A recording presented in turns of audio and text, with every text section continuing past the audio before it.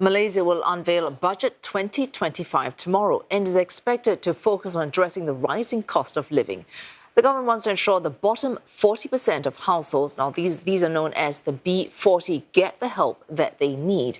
But the middle income earners, known as the M40 group, are crying foul. Many are worried that they will be left out once again. Melissa Go reports from Kuala Lumpur. Electricity up, water bill up. Yeah, government they will help a lot of B40. And how about in the middle? The worst off are the M40. They can't get any benefit, they can't get any subsidy, but they are expected to pay. Indeed, the cost of living has spiraled in the past year. Food prices especially spiked after the ringgit hit historical lows in February. Although the ringgit has rebounded strongly in the last quarter and is now a top-performing currency in the region, prices remain high. Semua naik, tak ada yang turun. Jadi walaupun dia cerita dengan ringgit dia naik pun tak ada mana. With the currency getting stronger, I hope that the basic salary for Malaysian also can increase. Now, while many wonder where did the saving from a lower import cost go and whether prices will ever come down, they are fearful that the government may cut RON95 petrol subsidies next. If really cut, I think the things will go up another round, and then it's more difficult for Malaysians. Still, the World Bank said Malaysia needs to follow through with subsidy rationalisation of petrol, known as RON95, after successfully rolled back on diesel subsidies.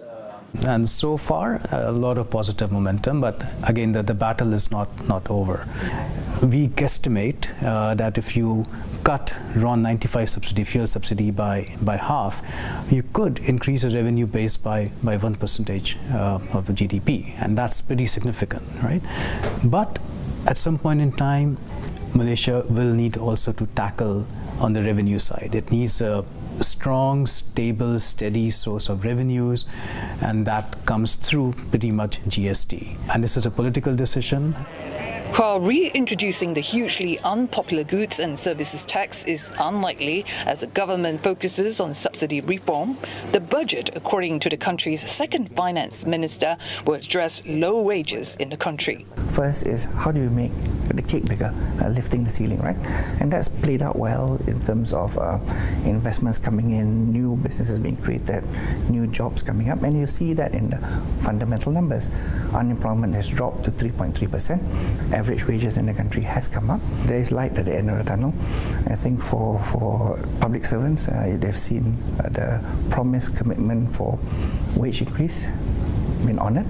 December this year there will be an increase, and hopefully there will be some other measures in this budget that will also help wages in the country.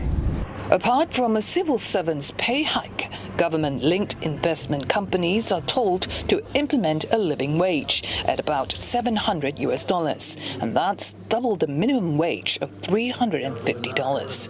It's hoped that the private sector will follow suit by improving workers' salaries as Malaysia seeks to become a high-income nation by 2028 and move its economy up the value chain.